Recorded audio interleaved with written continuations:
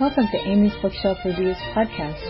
Sit back and listen to interviews, discussion about books, and anything else literary. There's always something or someone new on the show. Good evening, listeners.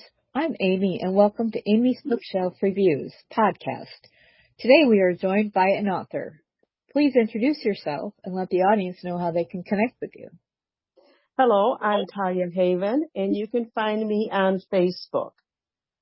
Today, we're switching it up, and we're going to have some fun.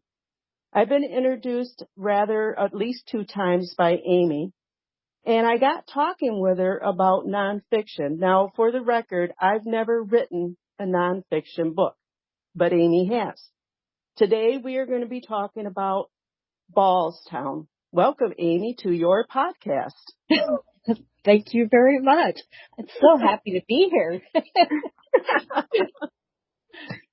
My main question is, when you started to write Ballstown, what was it? Was it a historical figure? Was it something that happened in history?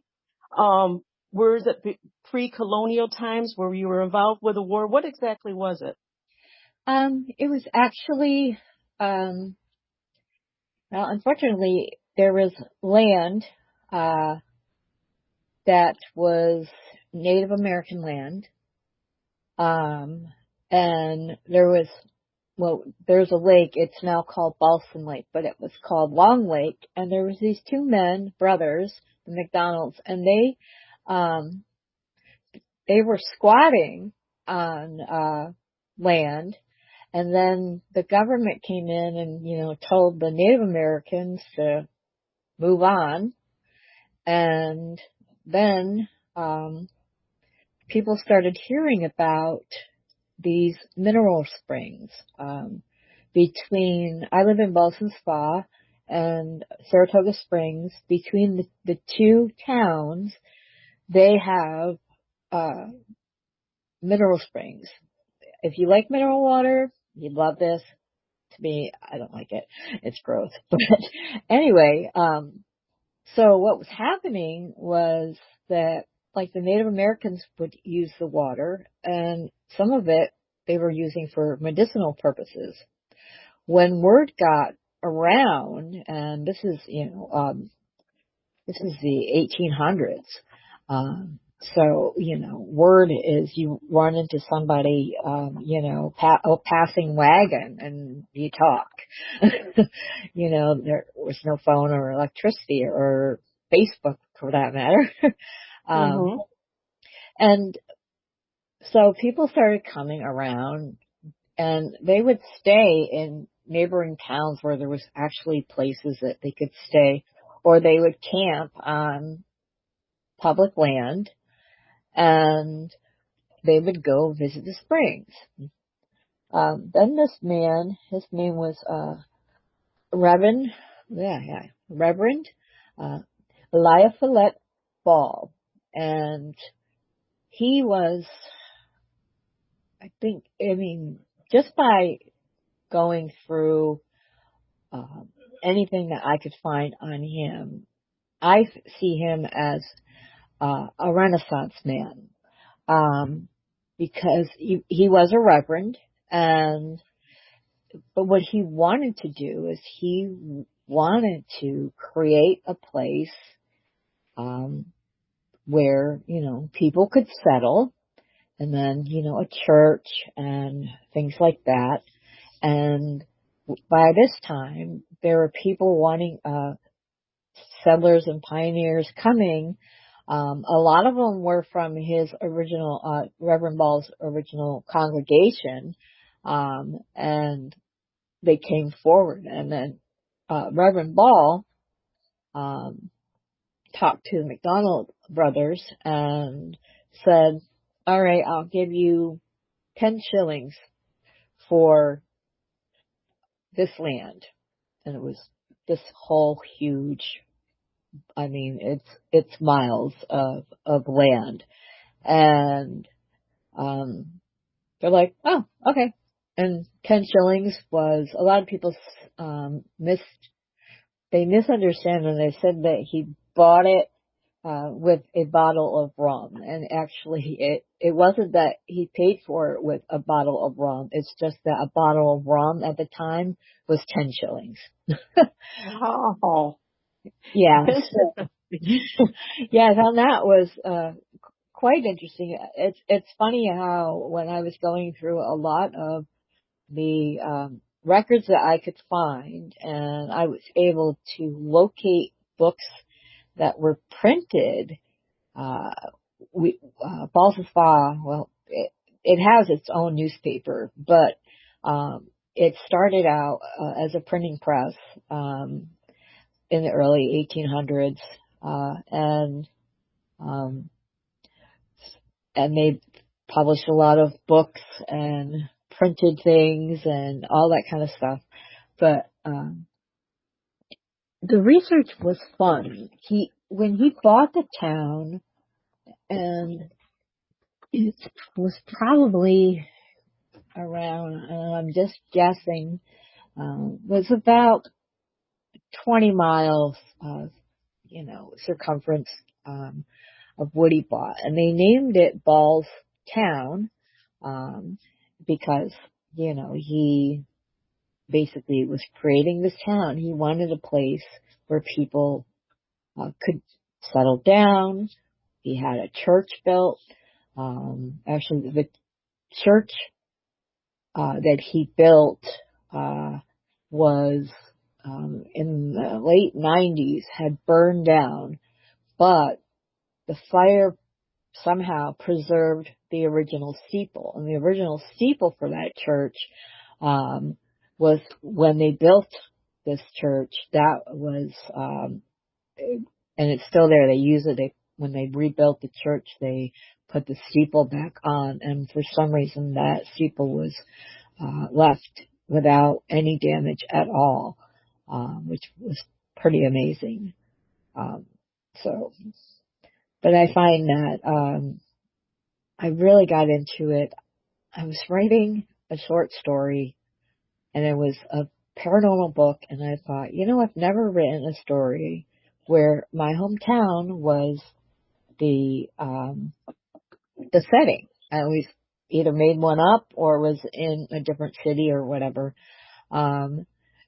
So in doing that, I had, my main character, who I named after my late grandmother, kind of an homage to her.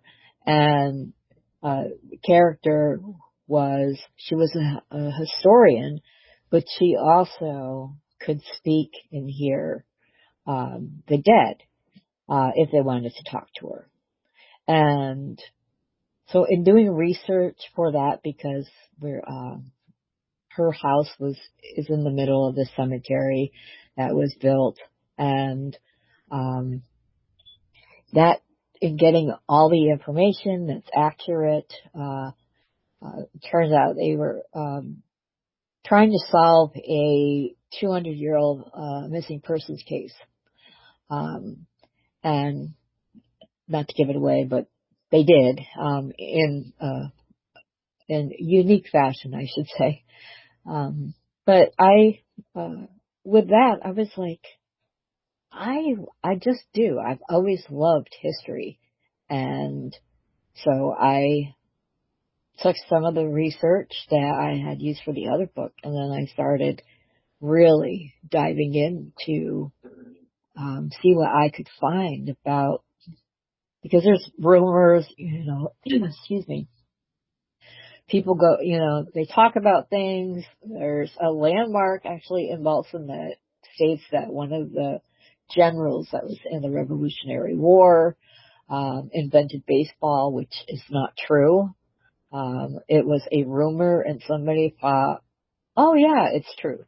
So I had to weed out a lot of innuendo and rumor, and then see what I could actually prove. What was the name of the short story that you wrote, and is it available for people to pick up? Yeah, it's called The Forsaken, and it's available on Amazon. Excellent. Yeah, I really loved putting together that book, and that inspired me. I love it when my own work inspires me, but like I said, I love history, and I mean, I'm working on currently my own family's history, and on both sides, of my family, my dad's side and my mother's side. My mother passed away a long time ago. My dad is on his way out,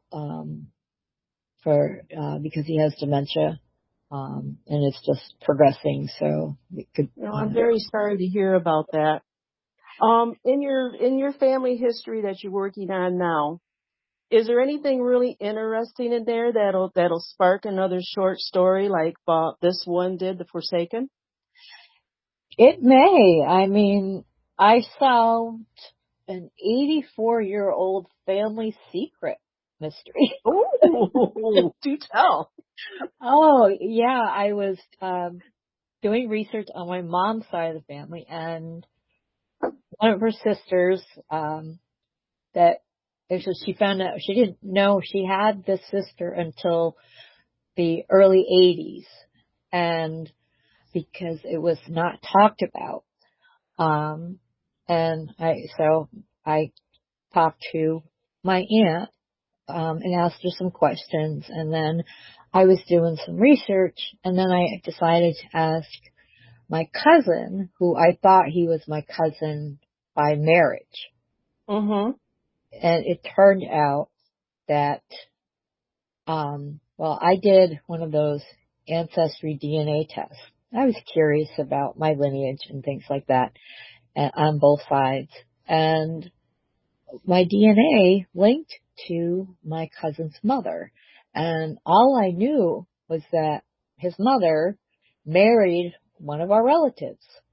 So it should not have been a match at all, Right. because it was through marriage. And so I started digging, and then I contacted my cousin Matt, and I'm like asking questions about his mom, and she's older, so I didn't want to, get her going, and get her upset or anything. So I told him what I found, and I asked him some questions, and then as we were talking and the information was coming out, and he's like, I think that she is a sister of your Aunt Rose. And I'm like, well, that meant she would have been my mother's half sister. So we would have been, and we are, blood relatives. So, Interesting.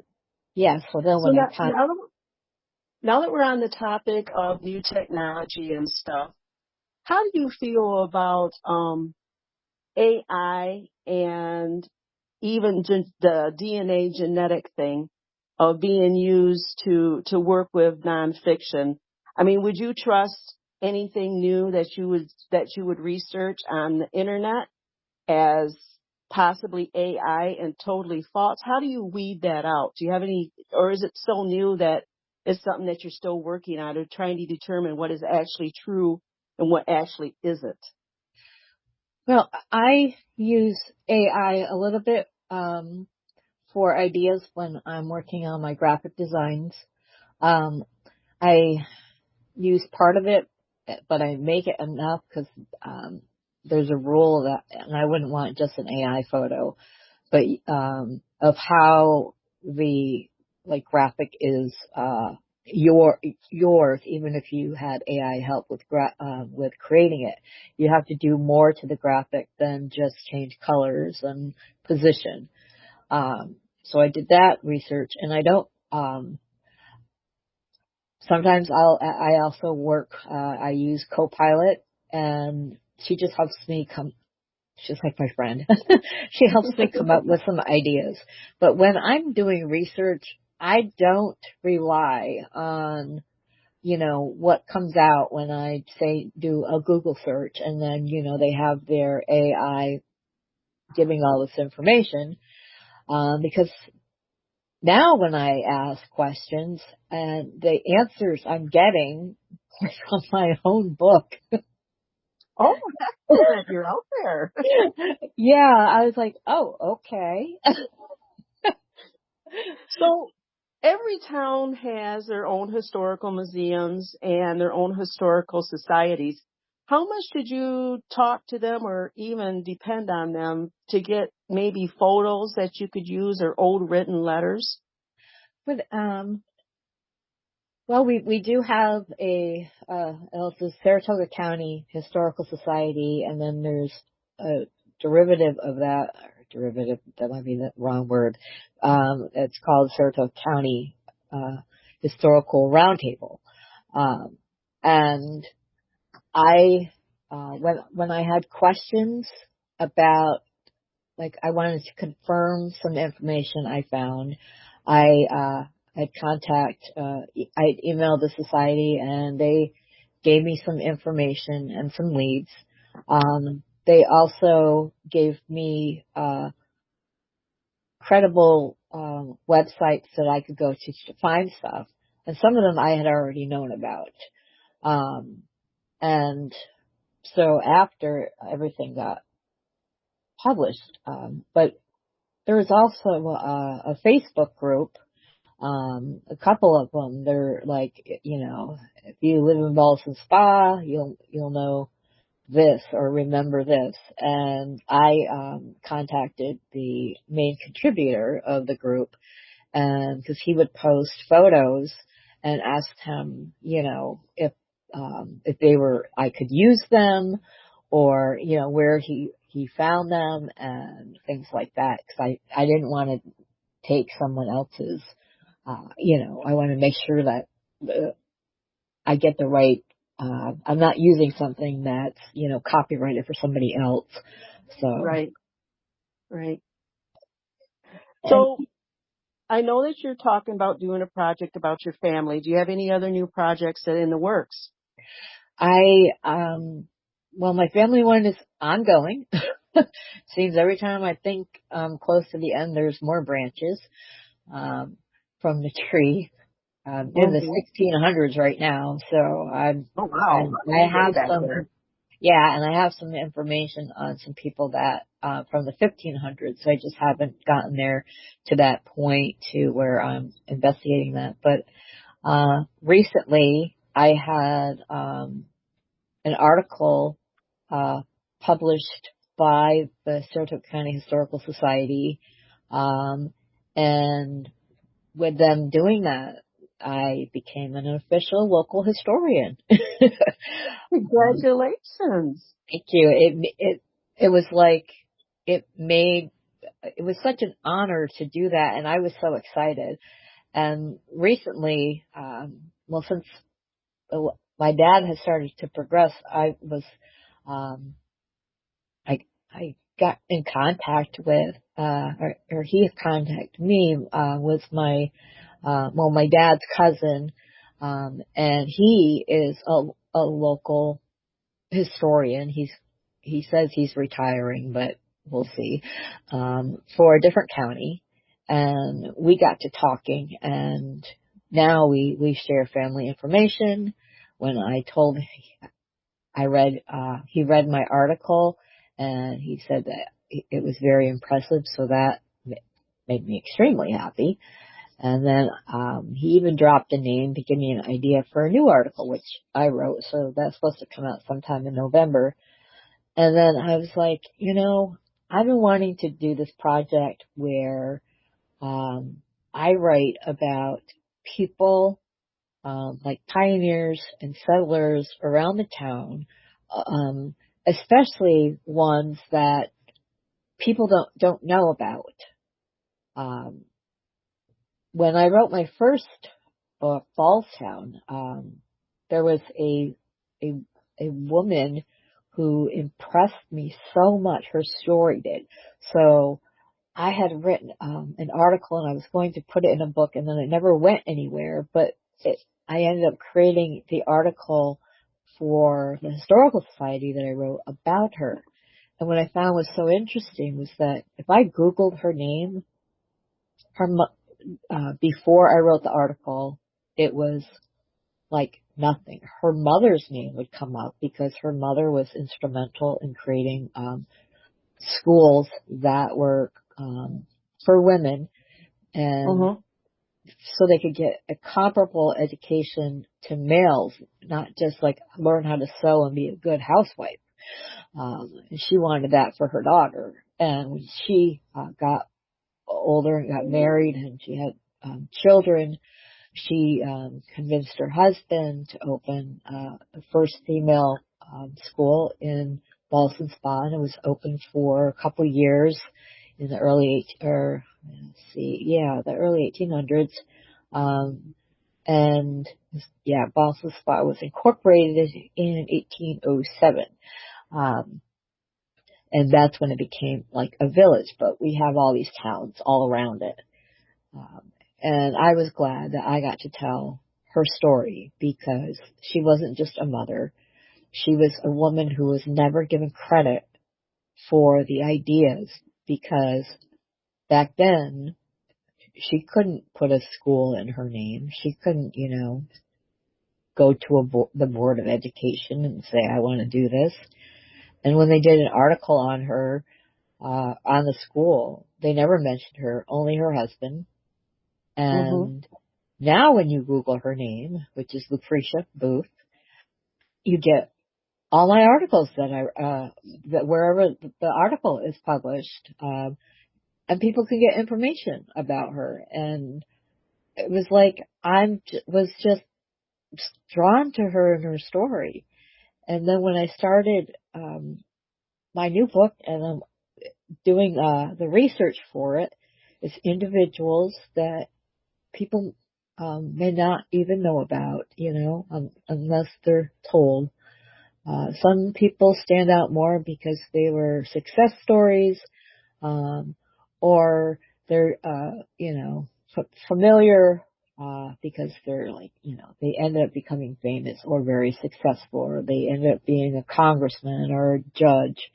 I just did an article that there was a law school in Ballston Spa for 3 years. And Chester A. Arthur, our former president, was actually a student there.